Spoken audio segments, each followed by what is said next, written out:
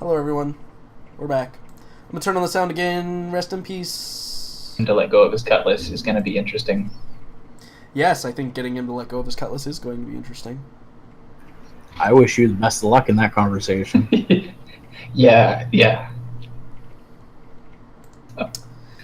Welcome back. Is everybody here? I don't think so. Matt, are you here? Yeah. See, we're all here. No problem. No problem at all. Cool. So now that I think that the group of you have realized that you've become much smaller in the universe. Come on. Dante, come on. Oh, was that Emmy? Good, he muted himself. Yeah, so now that you guys probably have realized that you've become much smaller in the grand scheme of things, Oscar, I assume that your culture spacer check was to see if you can identify the class of ship? Yeah, it's a rock. Yeah, but I think a 6 gives you the fighter class. They're generally, there's a bunch of different names for it, but the most common one is a Spitfire class system ship. Or Spitfire class fighter. And they are, they're not interstellar ships. They do not possess spike drives. Typically, if one is fitted on them, it's generally seen as like a suicide mission because they're not really like the most durable things in the world. In fact, a lot of people see them as death traps in general. But as far as the class of the carrier that you are now following, you have no idea. It's massive, though. It's a big thing. And I would venture to guess, if you've ever seen the capital ships of the Freedom Council, it's as big as one of those. The giant kind of like I don't know what they call them. We can come up with that right now if you want. But probably the size of those ships is roughly average to what this is. And I think that distinctly, Fortune, this is far bigger than anything the Claris group is in possession of. The Claris group doesn't focus a whole lot on air or space superiority. They're kind of on the ground type of team. Yeah. We don't need to make an entrance because we're usually invited. Yeah, so. You're kind of right, and you're kind of like, if they specialize in ships, it's like troop transports and drop pod ships where you fire from orbit, drop pods that land on the surface and do things.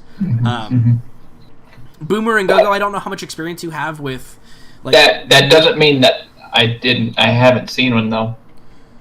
No, it's true. No, on my background. Yeah, for sure. Like, you've probably seen capital ships. You've probably fought on a capital ship at some point.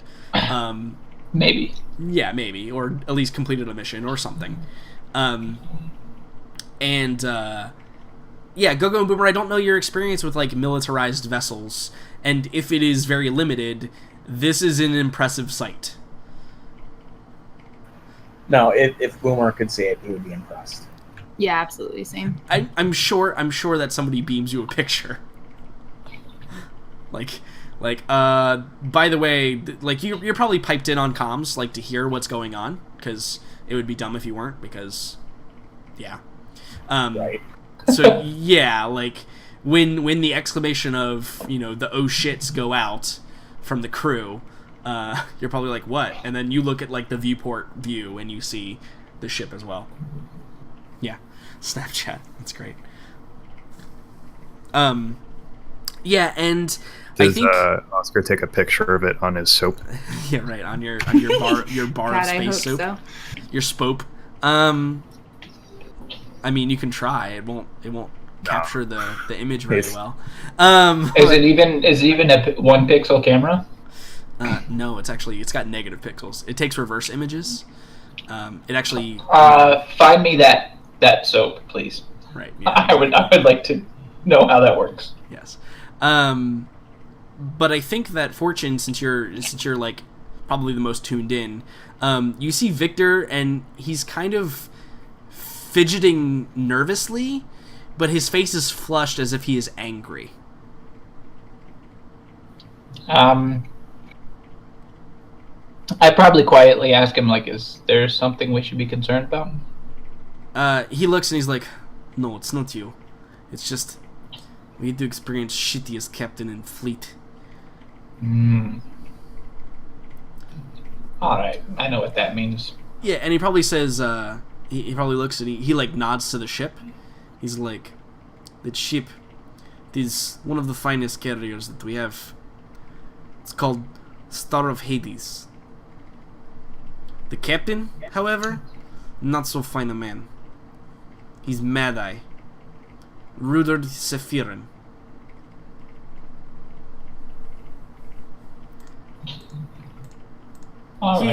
He is, let's say, not a fan of the family. Well, hopefully we won't have to see him for too much longer. Yeah, I think he kind of like shakes his head. He's like, yes, that would be best for you, probably. Now, and he kind of like looks to the rest of the crew. He's like, one more suggestion. You should probably take that and hide it somewhere. And he like head nods. I'm assuming he was pointing at Oscar. Yeah, he absolutely was like head nodding towards Oscar. And he's like, not every one of my, well, brethren is as accepting as me of individuals. Got it. That'll be brought up. Well, how much time do we have in... You probably have about now? 6 hours until you reach, like, the planet. Okay. So you have some time. We're all up on the bridge, right? Yep. Well, Boomer's in the engine room, but yeah, you can hear everything. So the four of us plus maybe our friend. Yep, he's there. Is okay. Oscar would just say, "I will not get in the way." I think he like nods, like as if that is your place, is to not get in the way. And then I'd probably, at the same time, like, hey, by the way, Oscar, can you meet me on the other side of the bridge real quick? You have a powwow on the other side of the bridge? Yeah. I'm like, so... You remember that story that you made up about your sword being a family heirloom when you were trying to put it in that little holding cell thing on the other planet?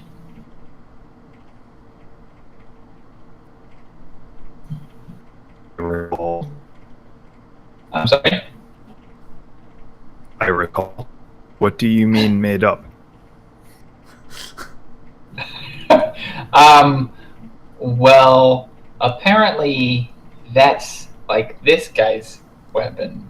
To him, that's his heirloom. Fortune.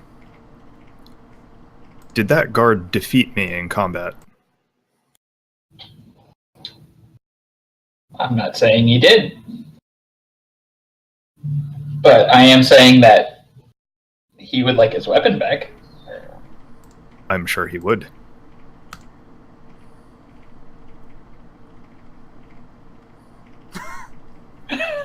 We get the awkward silence.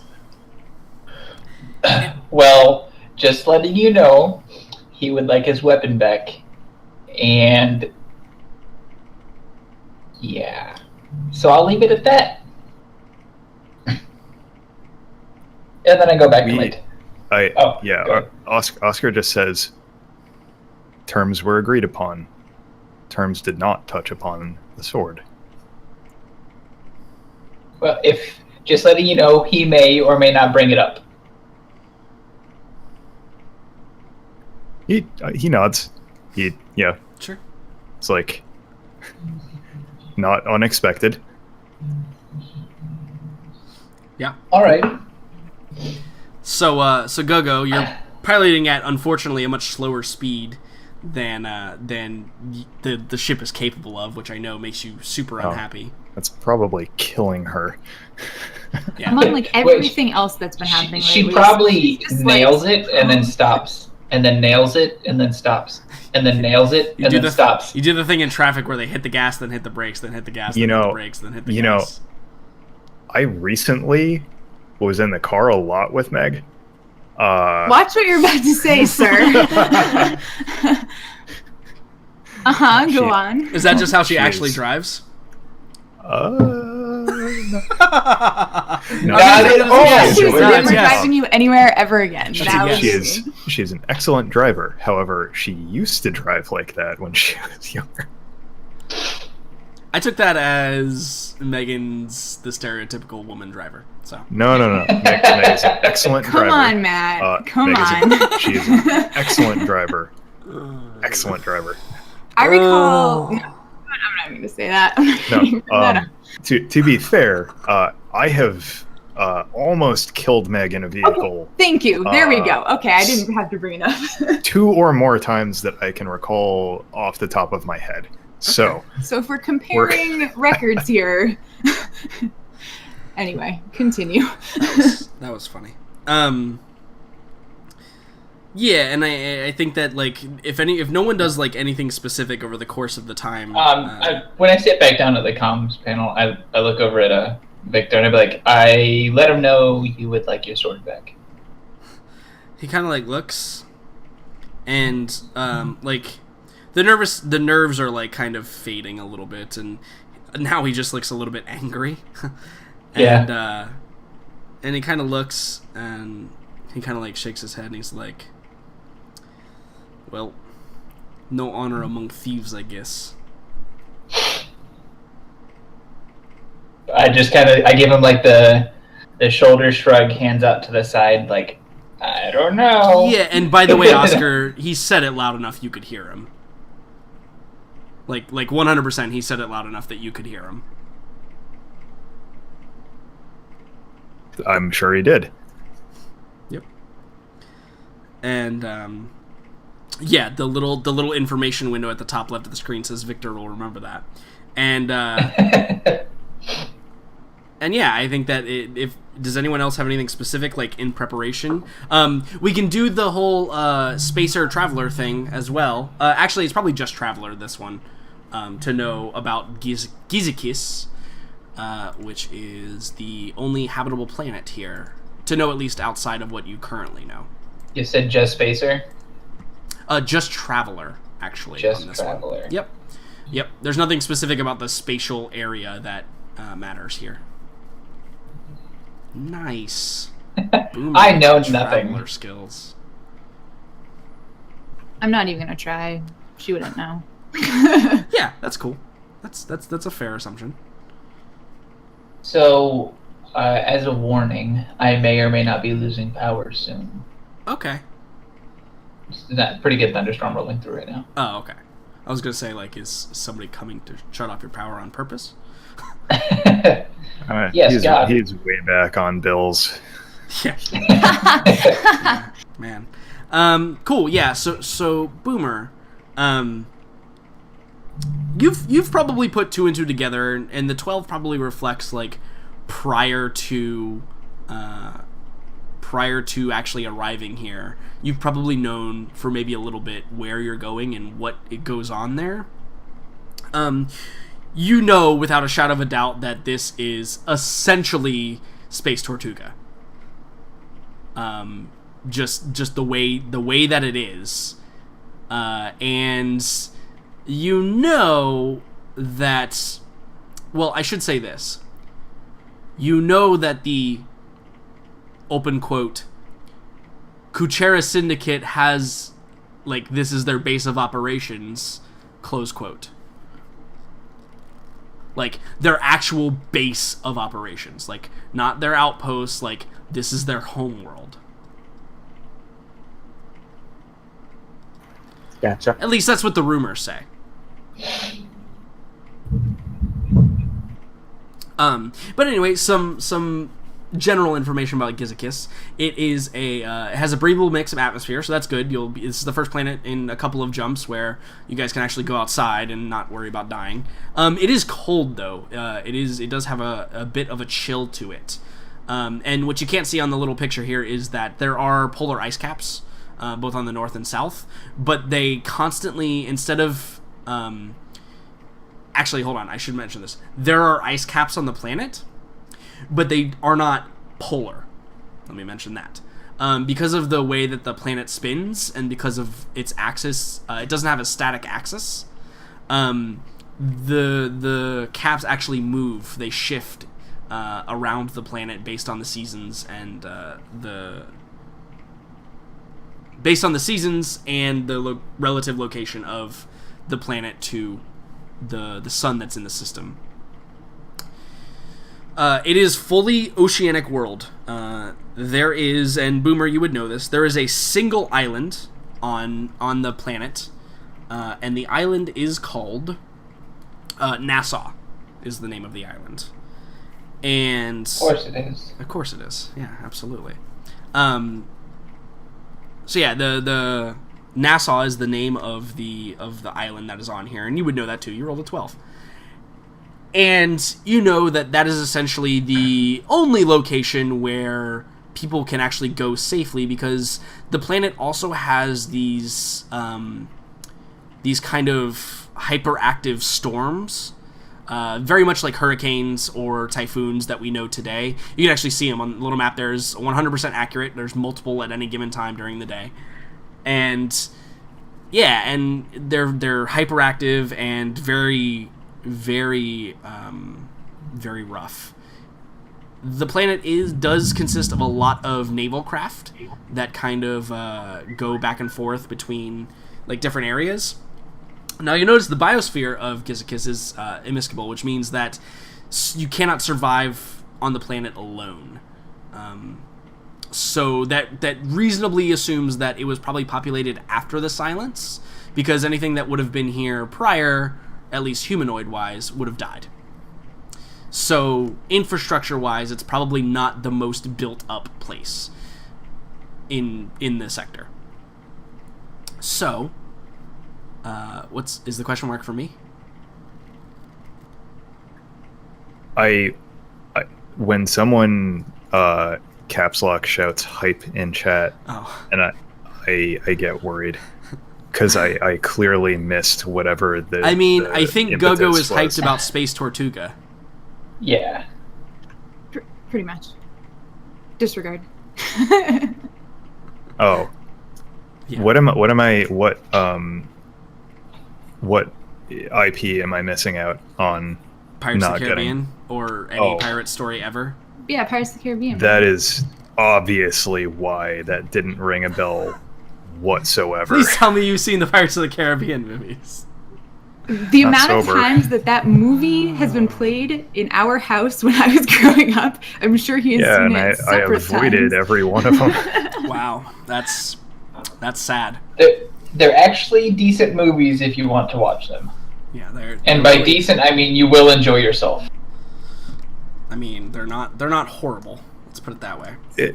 Not to get off track, to be fair, I've probably seen the first one at least once. Sure. That said, I definitely don't remember that any names that would be referenced. Sure. Yeah, I totally get it. So, I think in reference to the planets, there's not a whole lot of development. Like I said, there's not a whole lot of infrastructure. So, from that perspective, it could be seen as kind of like a backwater world. No pun intended. But it could definitely seem as though it is a underdeveloped, undermanned planet. But in fact, it actually has billions of inhabitants, which might seem strange in the fact that there's only that singular island above the water. So that leads to Boomer. You also know that the infrastructure that has been placed here was clearly like in preparation for a long time. So it's somewhat modular in the fact that the infrastructure that is here, and there are 12 knows this, was developed on a separate world that was obviously habitable during the silence, and purposely created to populate this planet. Because, like, imagine this. Imagine you're a pre-space flight industry, and you detect a planet that's covered in water. And you know that the resources on your planet are going to run out. Let's say this is an Earth scenario. So you spend all of your time developing a method to survive on an entirely water planet and to reap the benefits and, like, be able to move your population to there. So you spend all of your resources and time for hundreds of years doing this, and then you finally develop space travel, or somebody else does and they bring it to you, and you go to this planet and you realize you can't survive on it. But you have all this shit, and you gotta put it somewhere. That's kind of the scenario here, is everybody from a different planet, and nobody really knows anymore, like nobody really talks about what other planet it might have been anymore. We're all mass migrated here, and placed in these giant bubble cities under the water, because the surface was very stormy and very violent, so it's hard to make cities that, exist on top of the water. While underwater is still violent and turmoil when storms pass by, it is not quite as bad as when you're on the surface, getting knocked around and having like a, being tossed around by waves and stuff. So that's kind of the thing here is what happened. Yeah. And you know all of this, Boomer, right? Because you rolled a 12, because you're awesome. And so yeah, you guys eventually come into sight of the planet, which is this, starts off as a blue dot and grows and grows and grows, and you're flying towards Nassau, which you know to be Nassau. And Boomer, would you be like up on the bridge by this time, like when you guys are arriving? Yeah. After he pinged the system net for what he was looking for, yeah, he was walk up to the bridge. We'll talk about that for sure. Because there's something there that's So actually, I'll talk about that for a second. So you attempted to ping the sector net for like information, right? So when you try to connect to a Wi-Fi that is in a public location and it has you go and agree to like terms and like agree that you're over 18 before you can connect to the network, it gives you that prompt before you get into the sector net, which is not typical. Yeah, exactly. Pirate terms of service. Okay. Do you just do it?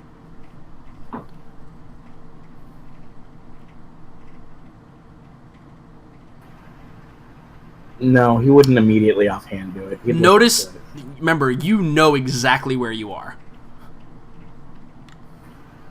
Yeah, no, he's not. Yeah, it's probably not the greatest idea. I would say Boomer's a little too paranoid to accept that so quickly. Yeah. No matter where he is. Cool. So you guys arrive at the planet, and when you get there, you get a hail again, and it's from the large carrier ship.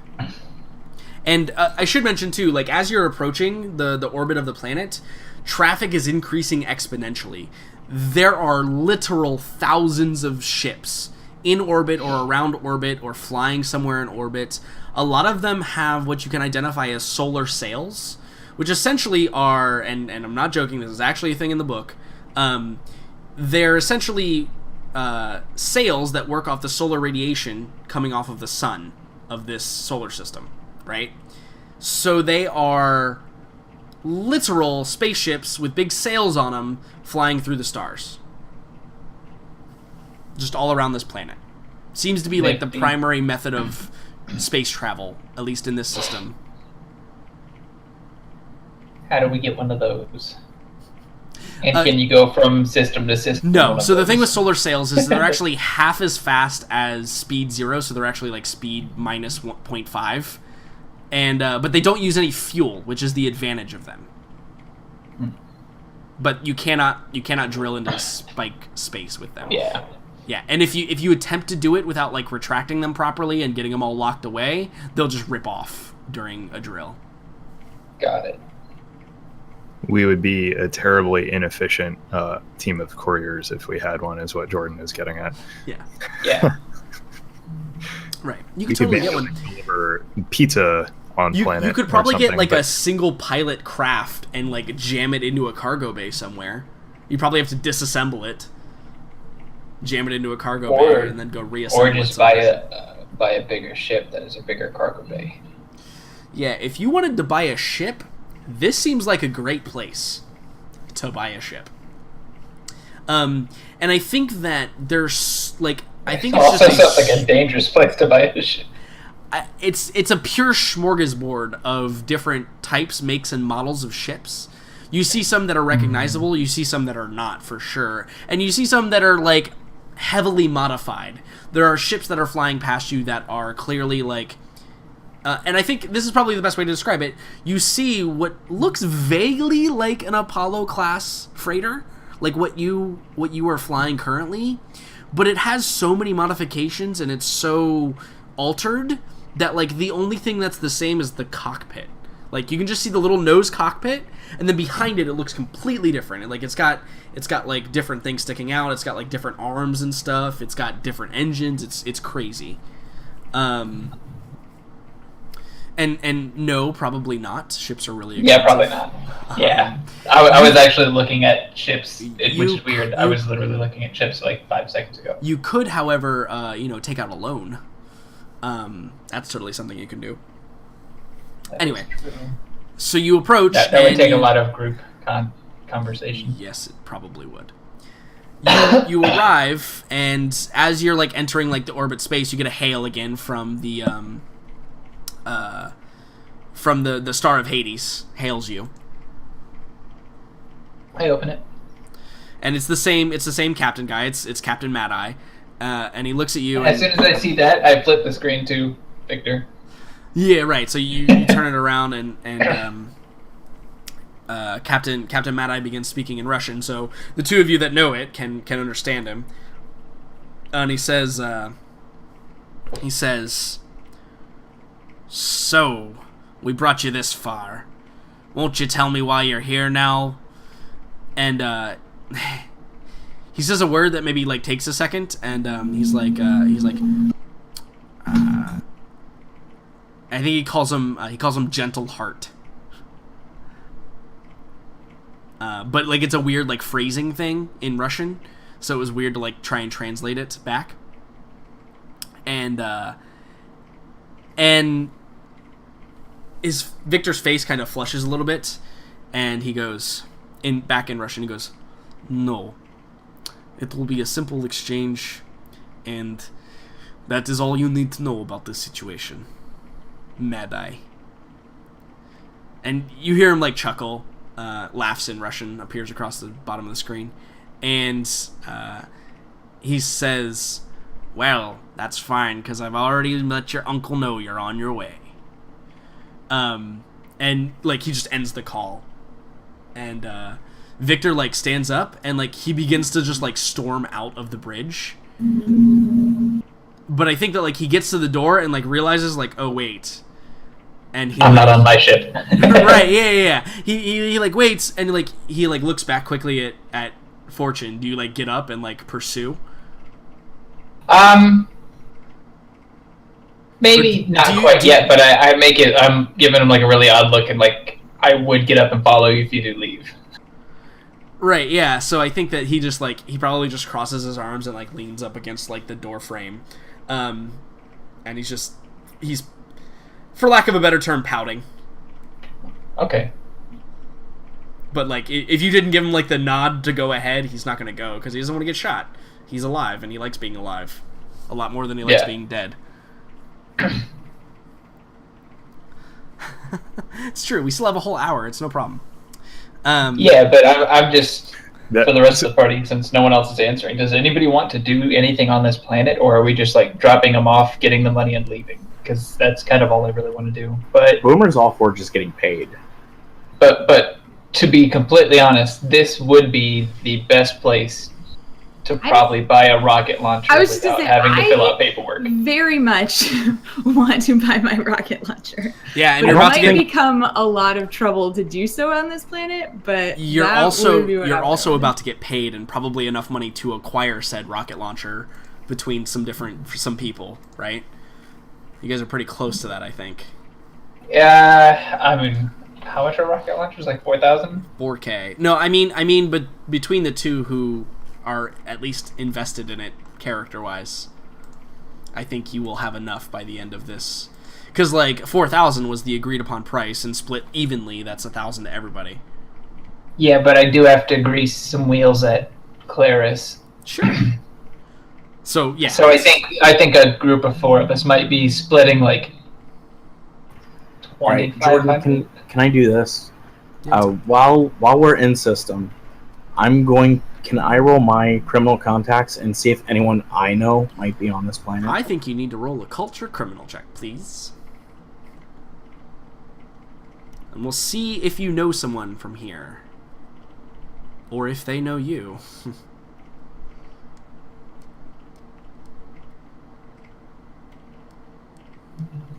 Oh yeah, you got a guy. What's his name?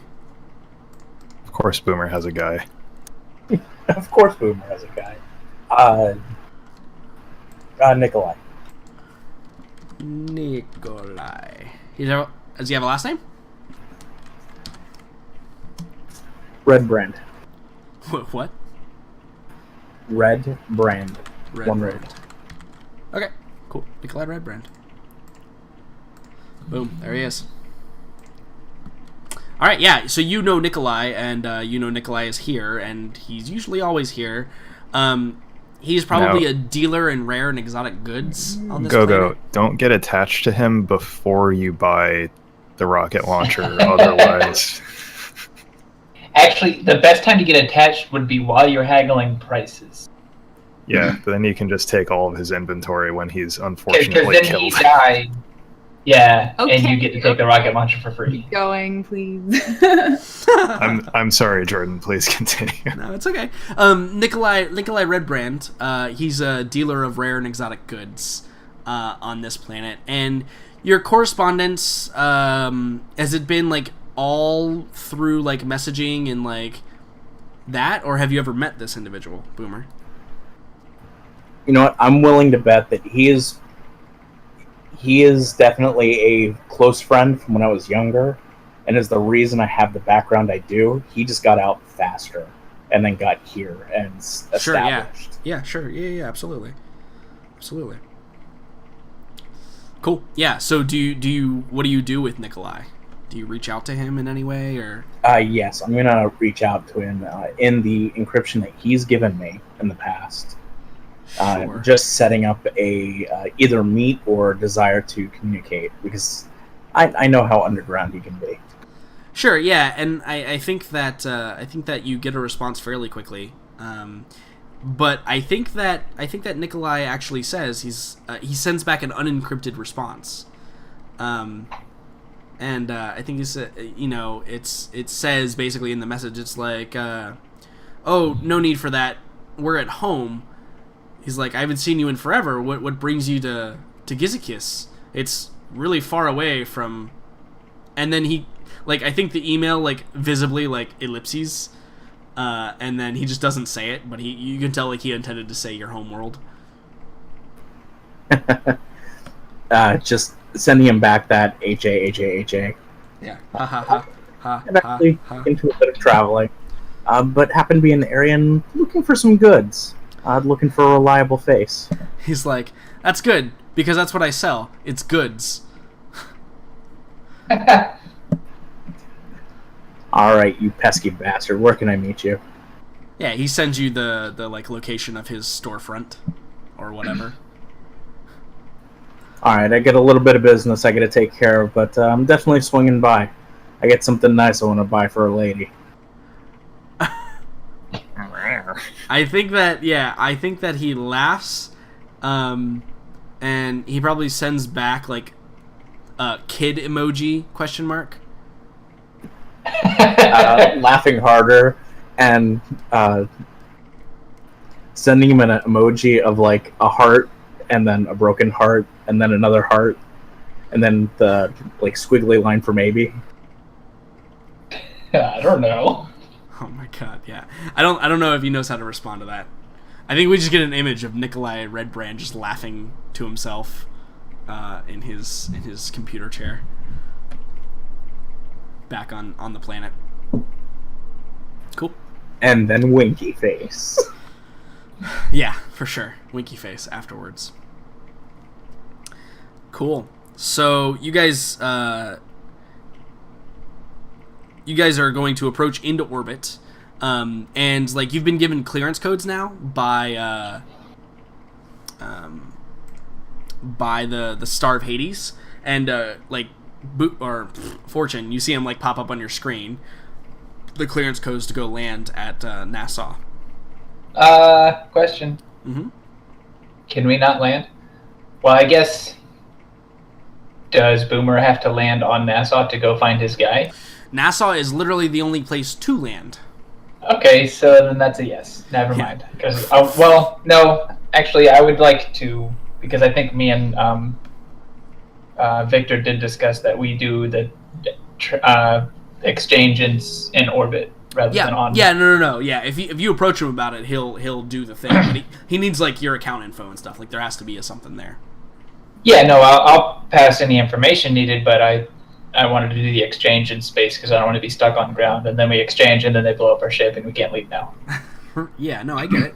You're still untrustworthy. Yeah, I think that if you like, hey, it's time to pay. He's like, okay, I need to make a phone call, and he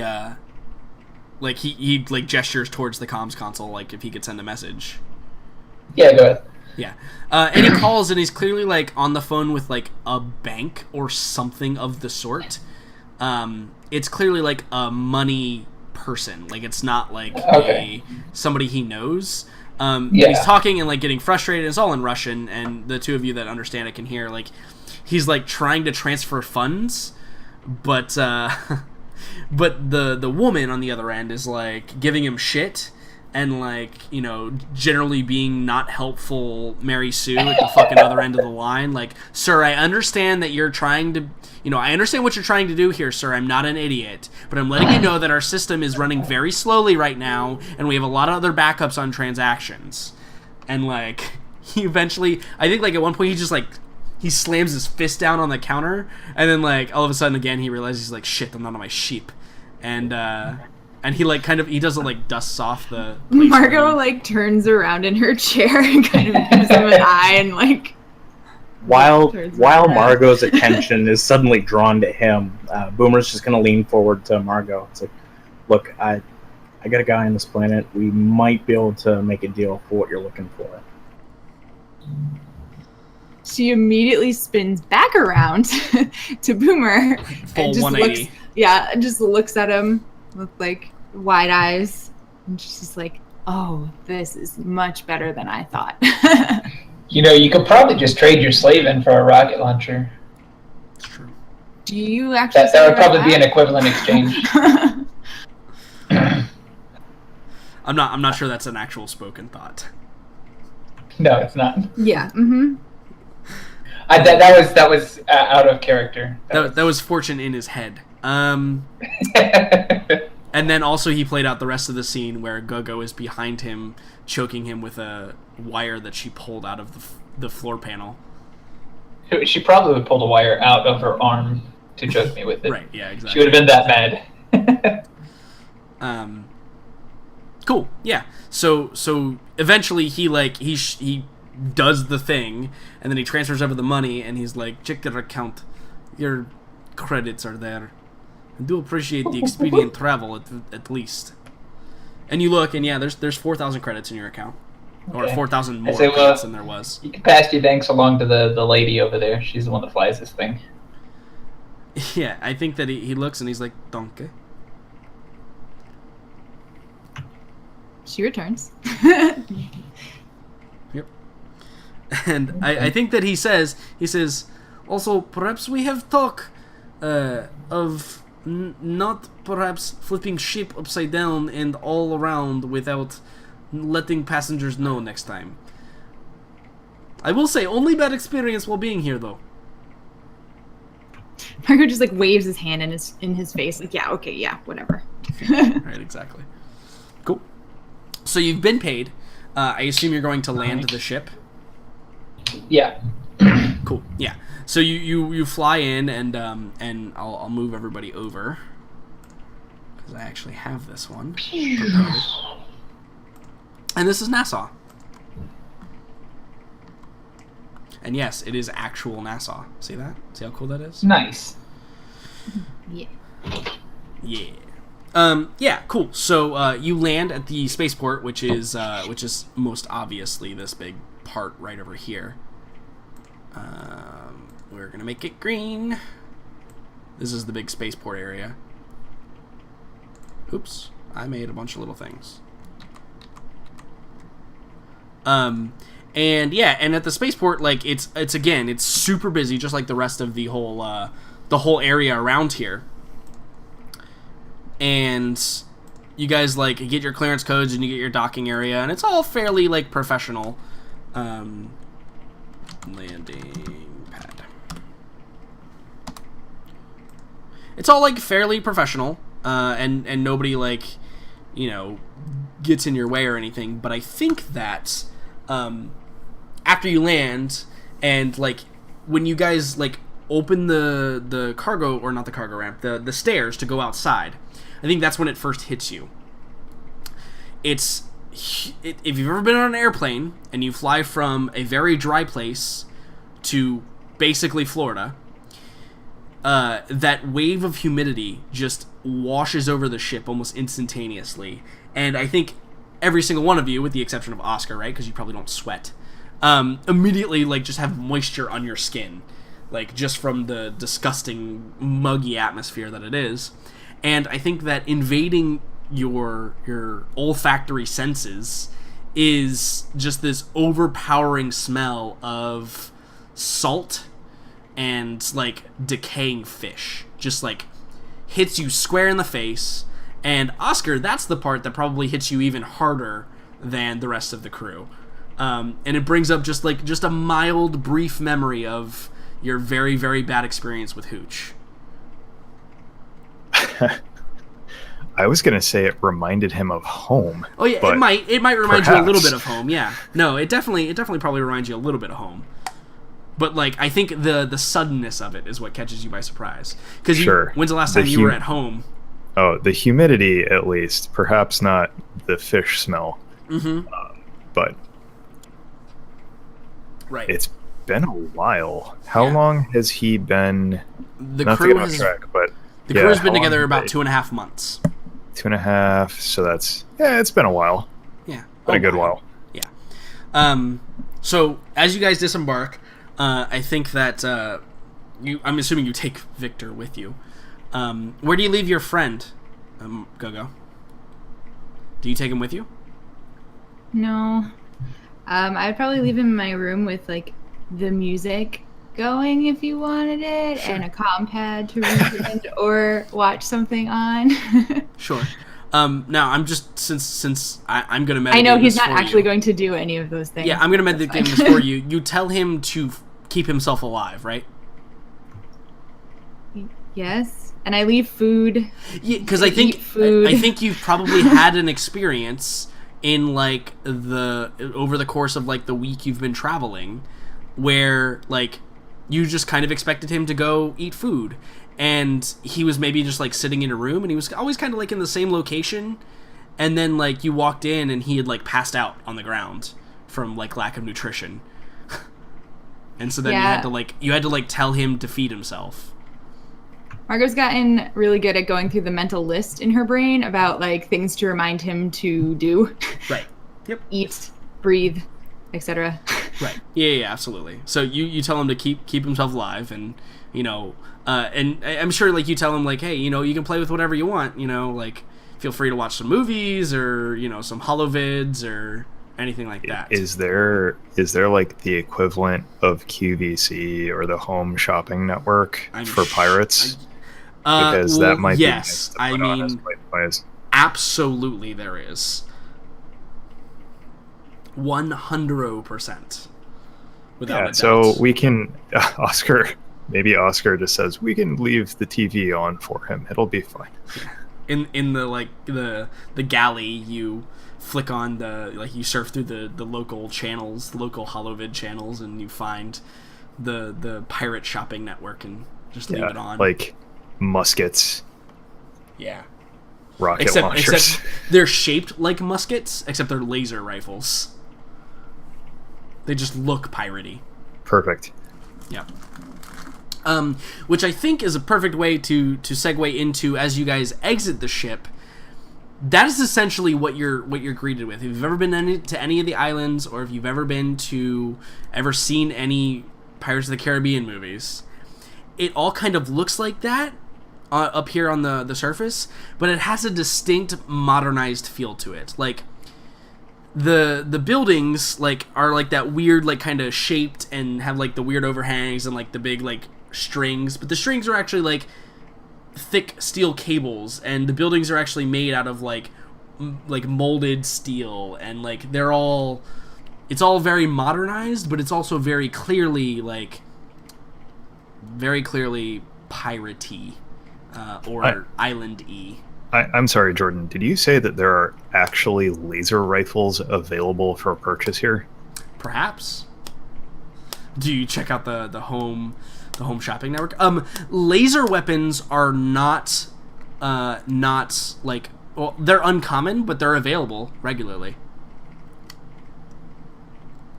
The thing that is not available regularly. Fortune a nudge.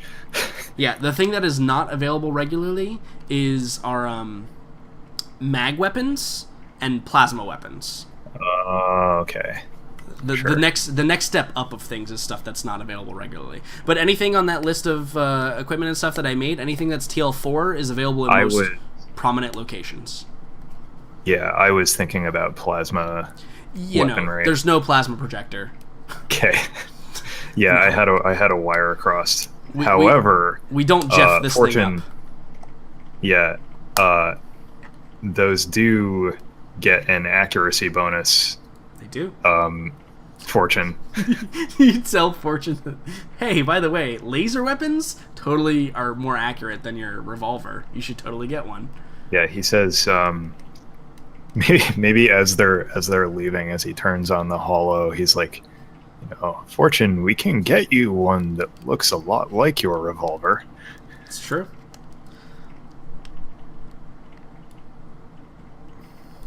Maybe his power actually did go out. Oh, yeah, maybe it did. Is he still in Discord? I don't actually know. He is. He's muted. Oh, sorry. Okay, yeah. I'll just keep talking shit. I would actually really like something that looks like my revolver that isn't a revolver. Yeah, I mean, you could probably find something like that, sure. I wouldn't say no to something like that. Sounds good. The chamber process may just be visual effect, but yeah. Yeah, absolutely. Maybe they're all individual little batteries. Like a little venting system or something. Yeah, they're actually the vents, right? They're the vents, and they just rotate every shot so that it looks like a revolver. Sure, I think something like that is available for sure. Yeah, I would like to find something like that. Cool. I think that is an option too when you guys get to the heart of it. I'm sure there is some nostalgic pirate gunsmith out there who made a laser revolver that looks just like he wanted. Yeah, no, absolutely. These are pirate gunsmiths. Let's be honest. Or probably some guy that sells goods that Will knows. Right. Exactly. So, the other thing that you notice immediately when you get off the ship is there's a large structure directly in the middle of this lake.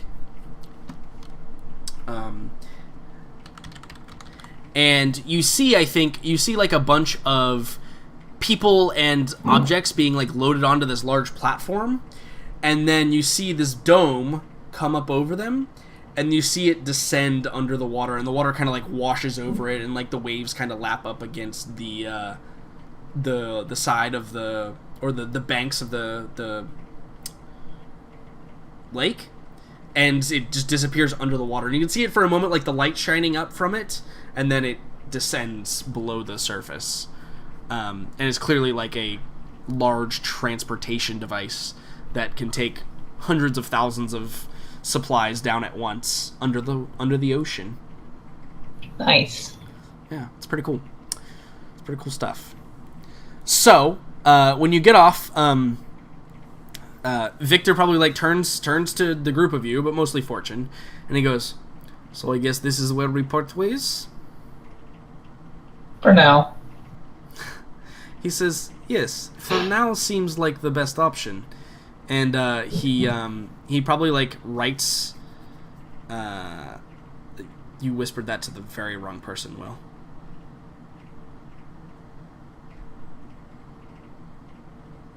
Unless somehow I can see it. I think you can somehow see it because it tells me it was to Margot. I see it. Huh? Interesting. I don't know how I can I'm see not it. supposed to see that. Oh wait, I know why I can see it. Because you're Space Master Jordan. Well, I also have control over the character. So you must have whispered the character instead of Megan M. You whispered her character. Yes, I whispered her character. Yeah. Okay, cool. Okay. All right. And did you tell everybody that, Devin? I whispered everybody that. Okay. So they all know how much they got. As long as they're all aware that how much money they got. Cool. So Victor, like, he turns and he's like, "Here, I will give you a contact information, some contact info. You are very efficient, and despite the previous request from your employer, I could see this being a profitable relationship. You have a nice ship, like I said. Sometimes my line of work requires some more, well, respectability in the delivery fashion." Alright. I take the contact info, and at the same time I say, just because you were a hit for Claris at one point doesn't mean you can't become a business partner later. If you ever need something, let us know. Yeah, and I think he says, "Yes, and just because Claris has killed many Kuchera before does not mean we cannot work together in the future." Yeah. All right. And he I nods. put my hand out. I put my hand out to shake hands. Yeah, and he shakes hands with you. And I think that like he squeezes a little bit and he says, "But just so you know, your crew member, he is in hot water, as they say here." Got it. And he clearly like notes to Oscar, and he's like, Yeah, absolutely. I would keep him well, I would." And remember, like, okay, so let me backtrack a little bit. Like, Oscar, you probably shouldn't be like out and about here. Just as a reminder. At least not how like far super are we away visible. from Like, the ship? Yeah. Right, you're right at the ship. Like this happens like right down to the bottom of the ship. Now you could disguise yourself because it's not that hard to disguise yourself. If you were some of the other traveling aliens, it would be a bit harder, which I know sounds weird, but like if you just wear like real bulky clothing and have a hood, like you could walk around. I'm not going to prevent you from like walking around anywhere. Doesn't have wings to hide. Right, doesn't have wings, and your skin color is like you can hide it a little bit easier than being purple. Especially since like you have a mask, and you can wear like gloves that have 5 digits, but even if you don't have 5 digits. Mm-hmm. You can dress like Fortune, is what he's saying, and you can probably walk around just fine. Basically, yeah. I'm not gonna prevent you from walking around, but like get into a scrap, they'll probably be able to like identify you as not human. No, he's got his cloak on per usual. I think. Yeah. Generally, just as a matter of procedure, he kind of assumes that it is best if he is not identified as an alien. Right. Yeah, absolutely. That's definitely a thing. So he has already taken reasonable precautions. Cool.